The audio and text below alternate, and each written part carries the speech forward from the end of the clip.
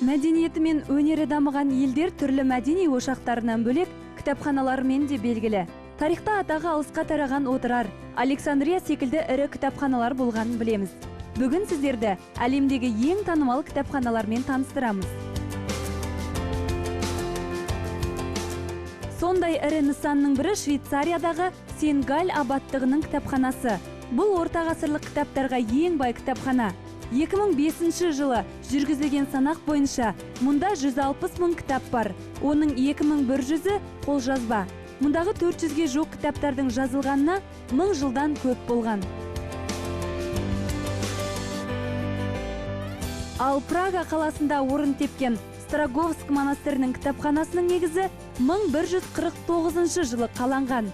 Осы жердегі ең көне кітаптар 12 ғасырға жатады. Бүгінгі күні кітапхана мұрағатында 130 мың кітап, 1500 мерзімді баспасөз, 2500 қолжазба және бірнеше мың графикалық жазбалар сақталған. Сирек кітаптар мен манускрипттерді сақтауға арналған әлемдегі ең үлкен кітапхана ақш-та бар.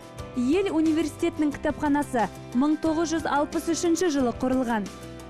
Кітапханада бүгінде 11 миллион кітап бар. Соның ішінде Гутенберг Библиясының 48 данасы сақталған.